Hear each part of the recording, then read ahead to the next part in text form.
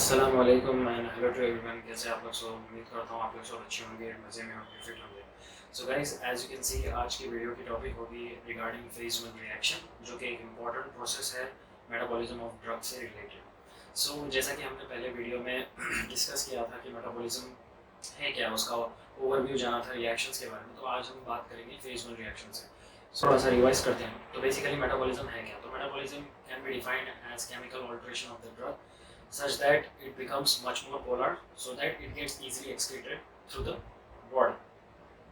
So basically एक drug को polar बनाने के लिए जो ड्रग मेटाबॉलिज्म के थ्रू प्रोसेस गुजरता है, मतलब ड्रग मेटाबॉलिज्म के थ्रू लीवर में अंडरगोस मेटाबॉलिज्म और वो प्रोसेस के थ्रू गुजरता है, तो बेसिकली होता ये है कि जो बीच का स्टेप होता है drug conversion from drug into metabolite, जो बीच के स्टेप्स में फिर रिएक्शंस इन्वॉल्व होते हैं। तो basically two types of reaction होते हैं, phase 1 reaction and phase 2 reaction.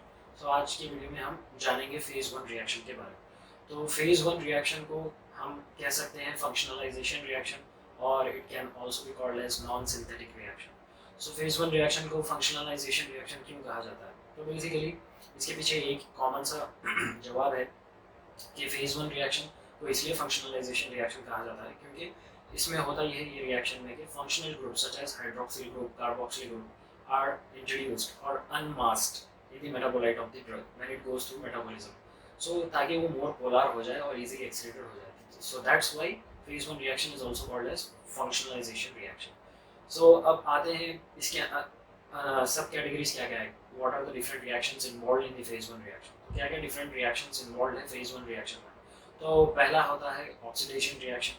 So oxidation reaction को मीडिएट करता है, तो कैटालाइटिक एक्टिविटी उसकी जो मीडिएट करता है ऑक्सीडेशन रिएक्शन की, वो होता है मोनो ऑक्सीजनेस एंजाइम। सो ऑक्सीडेशन रिएक्शन में होता क्या है, तो उसको डिफाइन हम कैसे तरीके से करेंगे। So oxidation can be defined as addition of oxygen radical or negatively charged radical into the atom. Otherwise, oxidation can also be defined as removal of hydrogen radical or positively charged radical from the atom. Therefore, it is called as oxidation. So oxidation can be subdivided into two types, microsomal oxidation and non-microsomal oxidation. So अब ये division जैसा कि आप देख रहे हैं कि subdivided है two types में, microsomal में और non-microsomal oxidation. So microsomal oxidation है क्या? तो basically microsomal enzymes they are located in the microsome of the liver. नाम से ही आपको आइडिया मिल जाता है कि microsomal enzymes involved है because it is a microsomal oxidation. So these microsomal enzymes which are located in the अपने क्या बोलते हैं microsome of the liver, so they are responsible for catalysing this oxidation, microsomal oxidation. So microsomal oxidation के अंदर 3 types of reactions involve होते हैं। वो क्या क्या है? बेसिकली वो रिएक्शंस होते हैं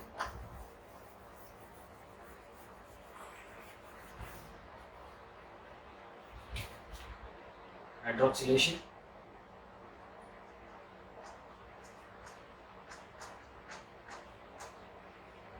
dealkylation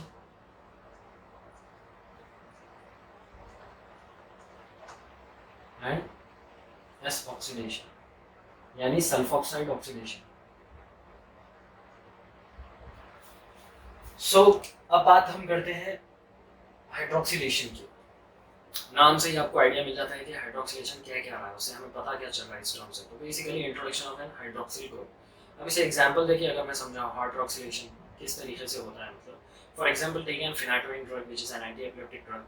सो जब ये एडमिनिस्टर किया जाता है बॉडी में, so it gets converted into hydroxyphenytoin so that it is easily excreted, much more polar form में होता है वो, सो इजीली एक्सक्रीट हो जाए। तो एंजाइम जो रिस्पॉन्सिबल होता है कन्वर्ट करने के लिए वो है माइक्रोसोमल एंजाइम्स।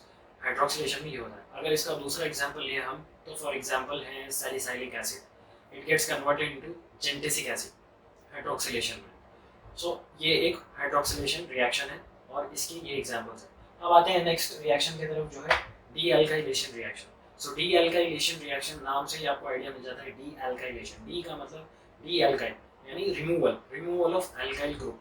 सो बेसिकली इसके अगर मैं इसे डीएल्काइलेशन को एग्जांपल के थ्रू समझाऊं तो कह सकते हैं codeine which is an opioid drug, it gets converted into metabolized into morphine. So अब एक सवाल ये उठता है कि codeine which is an active drug and morphine is also an active drug, then why it is converted into an active form to active form? तो basically इसके पीछे जवाब यही है कॉमन कि कोडीन एक्टिव ड्रग होने के बावजूद हो सकता है वो इस फॉर्म में हमें हो कि it is highly lipophilic in nature और इजीली वो एक्सक्रीटेबल ना हो बॉडी के थ्रू. तो that's why what happens, it goes into metabolism and gets converted into active metabolite that is morphine. So ये हो गया dealkylation. अब आते हैं next reaction की तरफ जो है S oxidation.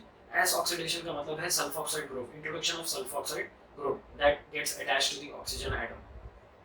इसका एग्जांपल देखिए अगर हम समझें, फॉर एग्जांपल एंटासिड ड्रग हो गया सैमिटिडाइन. तो सैमिटिडाइन अंडरगोज मेटाबॉलिज्म. मेटाबॉलिज्म में जब वो अंडरगोज होता है it gets converted into cimetidine sulfoxide. So it is much more polar metabolite and it can be easily get excreted through the body. अब आते हैं next non microsomal oxidation की तरफ. So non microsomal oxidation नाम से ही आपको पता चल जाता है कि it's non microsomal. So non microsomal enzymes that are located in the cytoplasm as well as they are located in the mitochondria of the liver. So examples क्या क्या है non microsomal enzymes के? For example है xanthine oxidase या aldehyde dehydrogenase. So basically monoamine oxidases. तो ये examples हैं अपने नॉन माइक्रोसोमल एंजाइम्स के. तो बेसिकली अगर एग्जांपल इसका देखें मैं समझाऊं कि नॉन माइक्रोसोमल ऑक्सीडेशन किस तरीके से होता है. तो for example take ethyl alcohol. Alcohol what happen, alcohol को एल्डिहाइड डिहाइड्रोजिनेज जो एंजाइम होता है वो कन्वर्ट करता है into aldehydes and ketones. Apart from that it also the alcohol, ethyl alcohol can also get converted into carbon dioxide plus water through this enzyme. So ये था ऐसा नॉन माइक्रोसोमल ऑक्सीडेशन के बारे में एंड रिगार्डिंग माइक्रोसोमल ऑक्सीडेशन. अब आते हैं next reaction की तरफ which is called as reduction reaction. So reduction reaction is a opposite of oxidation reaction. इसमें होता ये है रिडक्शन रिएक्शन में कि there is addition of hydrogen radical और positively charged radical to the atom और removal of an negatively charged radical or negatively charged radical or oxygen radical from the atom. So ये होता है reduction reaction. अब इसे example से अगर मैं समझाऊं रिडक्शन रिएक्शन किस तरीके से टेक्स प्लेस होता है तो हम समझ सकते हैं रिडक्शन रिएक्शन को. For example the cortisone which is a corticosteroids, it get converted into hydrocortisone in the body through metabolism process. So ये था रिडक्शन रिएक्शन के बारे में. अब आते हैं नेक्स्ट रिएक्शन की तरफ जो कि एक इम्पोर्टेंट रिएक्शन होता है oxidation reduction and then hydrolysis. Hydrolysis नाम से ही आपको पता चल जाता है कि chemical breakdown of a molecule और a substance in the presence of water. मतलब when that metabolite reacts with the water it gets highly polar या it gets divided so that it can be easily get excreted through the body. मतलब highly polar हो जाता है जब वो react करता है वाटर से. जो भी मेटाबोलाइट है वाटर से जब रिएक्ट करता है तो हाईली पोलर इन नेचर हो जाता है और इजीली एक्सक्रीट हो जाता है बॉडी से. तो ये होता है hydrolysis.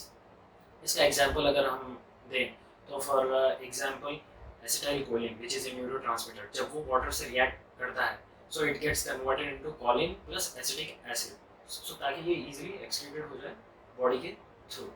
And last but not the least reaction जो है वो है साइक्लाइजेशन रिएक्शन. इसमें ये होता है कि कौन सा भी मेटाबोलाइट अगर it is in a straight ring straight structure, straight उसका स्ट्रक्चर है, मॉलिक्यूलर स्ट्रक्चर है, so it gets converted into ring type, ring structure. For example proguanil. So guys आज की टॉपिक तो बहुत ज़्यादा ही आसान थी रिगार्डिंग फेज 1 रिएक्शन. क्या क्या रिएक्शंस इन्वॉल्व थे हमने आज इस वीडियो में जाना. सो इंशाल्लाह नेक्स्ट वीडियो में will go through the phase 2 reactions which are also called as conjugation reactions. Next video में हम उसके बारे में बात करेंगे. आज की वीडियो में बस इतना ही. Till then see you guys in the next video. Till then stay fit, stay healthy, keep smiling.